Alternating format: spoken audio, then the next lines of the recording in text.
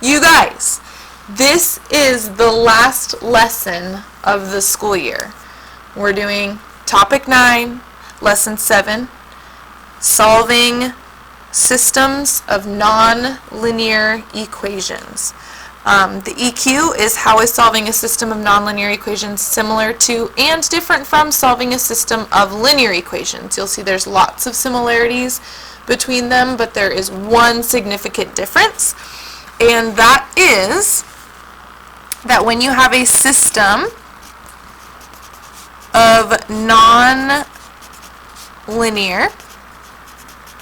equations, one or both of the equations will be a quadratic or an exponential function or something like this. In this lesson, we're going to have one linear equation, so I wrote it in y equals mx plus b form, and one quadratic equation. So ax squared plus bx plus c. So what that's going to look like, and today specifically we're going to talk about graphing these, because what we want to do is we want to be able to graph them, and we find the solutions to systems of equations by graphing when we see where the graphs are intersecting each other.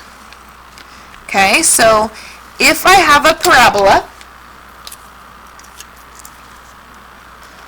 there's my quadratic, and I have a linear equation. Okay, there's my straight line. If the graphs cross each other in two spots, that means that this system of nonlinear equations has two solutions.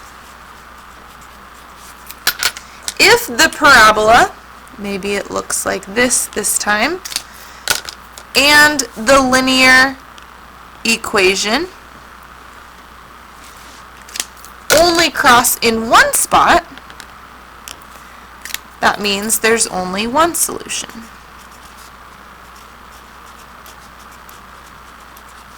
And if I have a parabola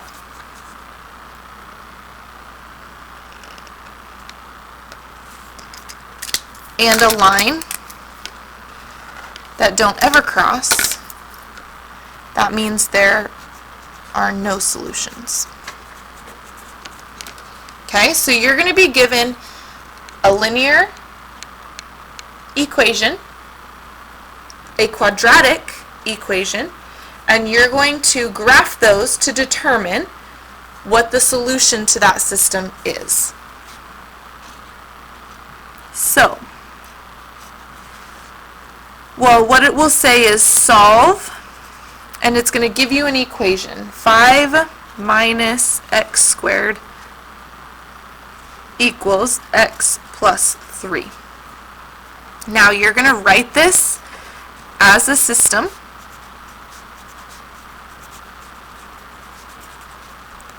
of equations, and we have the quadratic on one side and the linear equation on the other side. So we have y equals x plus 3, and then I have y equals 5 minus x squared, and I'm actually going to think about that as y equals negative x squared plus 5, just because I like the x squared to be first. Okay, so I'm going to make a graph. It can be pretty big. This is my last example on this page.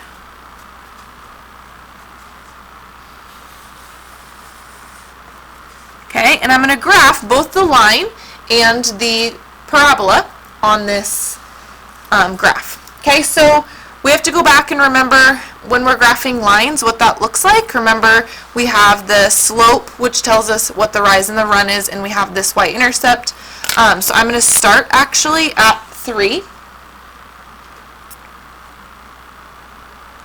And then my slope tells me to go up one to the right one, up one to the right one. I could also go down one to the left one. So I'm going to do that. Up one, right one, up one, right one, down one, left one, down one, left one.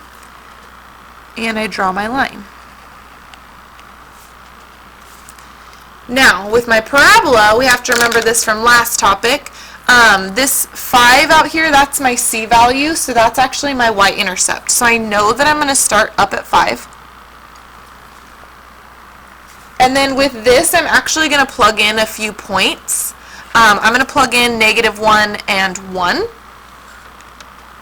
just so that I can get out those y values. So if I do -1 squared plus 5, that's 1, -1 plus 5 is 4. So I'm going to go -1, 1, 2, 3, 4. And then remember, I can actually do that symmetrically. Okay, and then I also am going to plug in 2. So I end up with -4 plus 5, which is 1.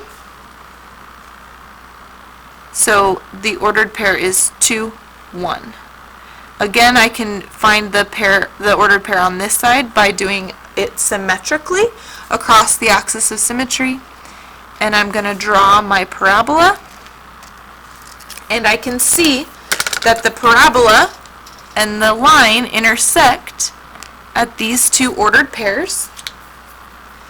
And those are the ordered pairs 1, 4 and -2, 1. So my solutions to the system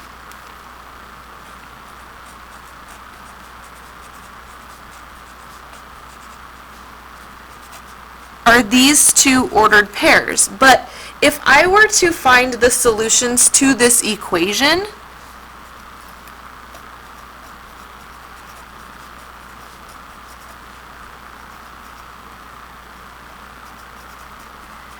it's just the x values that make it true. So it would be x equals 1 and x equals -2.